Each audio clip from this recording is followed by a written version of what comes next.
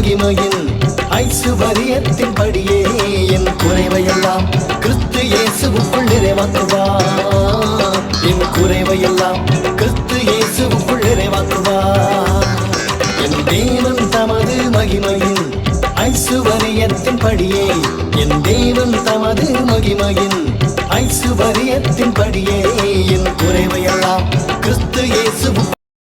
மகன் தூய் ஆவியின் கிரியக ஆசீர்வாதம் உங்கள் அனைவரையும் ஆசீர்வதித்து காப்பதாக. ஆமென்.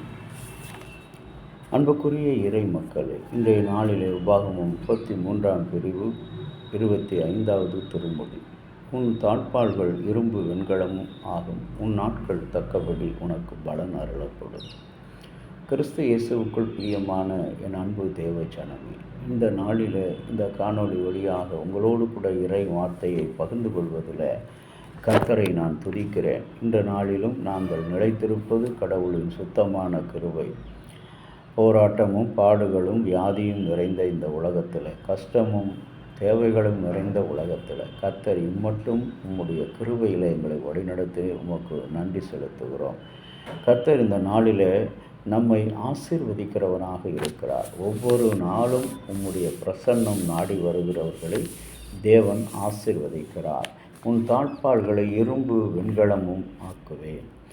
இரும்பு வெண்கலம், அன்புக்குரிய இறை மக்களே, இரண்டும் சேரும் பொழுதுதான், அந்த இரண்டு உலகங்களும் ஒன்றோடு ஒன்று இணையும் பொழுதுதான் தன்னுடைய பலத்தை அதிகமாக அது பாதுகாக்க முடிகிறது, தன்னுடைய வல்லமையை அதிகமாக காட்ட முடிகிறது. அதுபோல ஆண்டவராகிய கடவுளோடு நாம் இணையும் பொழுதுதான், நான் வெறுமையானவன், ஒன்றுக்கும் உதவாதவன் என்று தன்னை ஒப்புக்கொடுத்த அந்த கிதியோனைப் போல தேவ பலத்தில் வல்லமையில் அநேகம் பேரை அடிக்கின்ற மனிதனாக, எதிர்க்கின்ற மனிதனாக, போராடுகின்ற மனிதனாக கிதியோனை தேவன் அங்கு தெரிந்து கொண்டார்.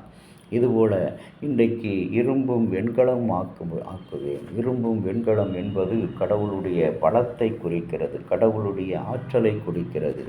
நாம் நினைக்கலாம், நம்முடைய வேலையில் எனக்கு உதவியாக ஒருவரும் இல்லையே, இவ்வளோ பெரிய பணியை நான் எவ்வாறு செய்வேன், இந்த காரியத்தை எவ்வாறு நடத்துவேன் என்றெல்லாம் சொல்லலாம்.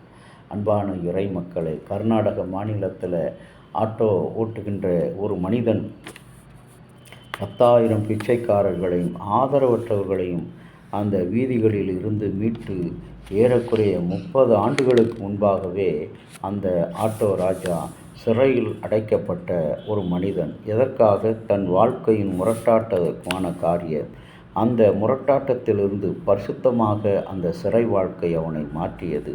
குடும்பத்திற்கு பெரும் துக்கத்தை கொடுத்து வந்த, கஷ்டத்தை, மனக்கலக்கத்தை கொடுத்து வந்த அந்த மனிதன், ஒரு நம்பிக்கையற்ற வாலிபனான ராஜா, தன்னை சிறையில் தேவன் விடுவித்ததினால் தான் ஒரு நேர்மையான நல்ல வாழ்க்கை நடத்துவதாக கடவுளிடத்தில் ஒரு ஒப்பந்தம் செய்து கொண்டு, அந்தபடியே தனது வாக்குறுதியை நிறைவேற்றும் வண்ணமாக கடவுளின் இரக்கத்தால் தூண்டப்பட்டவராக பெங்களூரில் தெருக்களில் உள்ள ஆதரவற்றவர்களை மற்றும் வீடற்றவர்களை உதவுவதில் இன்று வரை அவர் ஈடுபட்டு கொண்டிருக்கிறார்.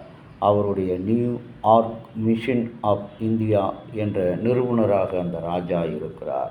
இன்றைக்கு நமக்கு பலம் இல்லை, உதவி இல்லை என்று நினைக்கிறோம். ஆனால் கர்த்தரோ இந்த பயனற்ற மனிதனை, பலனற்ற மனிதனை, வெறுக்கப்பட்ட இந்த மனிதனை, ஆட்டோ ராஜாவை ஆண்டவர் எவ்வாறு உயர்த்தினார், எவ்வளவு ஆசீர்வாதமாக மாற்றினார். ஆகவேதான் உன்னை நான் வெண்கலமும் இரும்பும் உள்ள தாழ்பாளாக மாற்றுவேன். உன்னுடைய பலன் அதிகரித்து கொண்டே இருக்கும். உன்னுடைய பலன். அன்பான தேவச்சனமே, நீங்களும் நானும் தேவனுடைய கரத்தில் இசைக்கருவியாக மாத்திரமல்ல, அவருடைய வல்லமையான பாத்திரங்களாக தேவனால் பயன்படுத்தப்பட்ட அநேக திருமறையின் பாத்திரங்களை, கதாபாத்திரங்களை நினைக்கும் போது தேவன் எவ்வளவு வல்லமையுள்ளவராக இருந்திருக்கிறார். ஒருவேளை நாமே இன்றைக்கு வெறுத்து கொண்டிருக்கலாம்.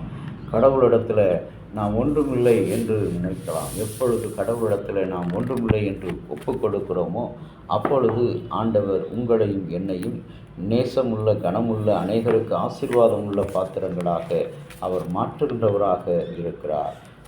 ஆகவே தான் இந்த நாளிலே உங்களிடத்தில், என்னிடத்தில் அவர் கூறுகின்ற காரியம் எவ்வாறு கூறுகிறார்? நான் உங்களை வெண்கல இரும்பு தாழ்ப்பாளாக மாற்றுவேன்.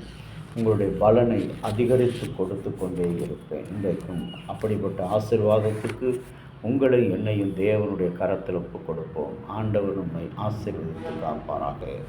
ஜெபிக்கலாம். அன்புள்ள இயேசு சுவாமி, கிருபையாக நீர் கொடுத்த இந்த புதிய நாளை உம்முடைய சன்னிதானத்தில், உம்முடைய இரக்கத்தில், உம்முடைய வசனத்தினால் துவங்குகிறோம். நீர் கொடுத்த அந்த பாதுகாப்பு வெண்கலமாக நாங்கள் பிரகாசிக்க, ஜொலிக்க, ஆண்டவரை மக்கி போகாத ஒரு உலோகமாக எங்களை பாதுகாக்கிறீர். அதுபோல் மாத்திரமல்ல, எங்களை பலப்படுத்துகிற தேவனாக இருக்கிறீர். ஏற்ற காலத்தில் எங்களுக்கு உதவி செய்கின்றவனாக இருக்கிறீர். ஸ்தோத்தரிக்கிறோம். உம்முடைய அன்பும் கிருபையும் இந்த நாள் முழுவதும் எங்களோடு தொடர்ந்து வரட்டும். இயேசுவின் நாமத்தில் பிதாவே, ஆமேன். தந்தையாகிய கடவுளின் அன்பும் மைந்தராகிய இயேசுவினுடைய அருளும் பரிசுத்த ஆவியினுடைய நல்ல உறவும் பாதுகாப்பு உங்கள் அனைவரோடு கூட இருப்பதாக. ஆமேன்.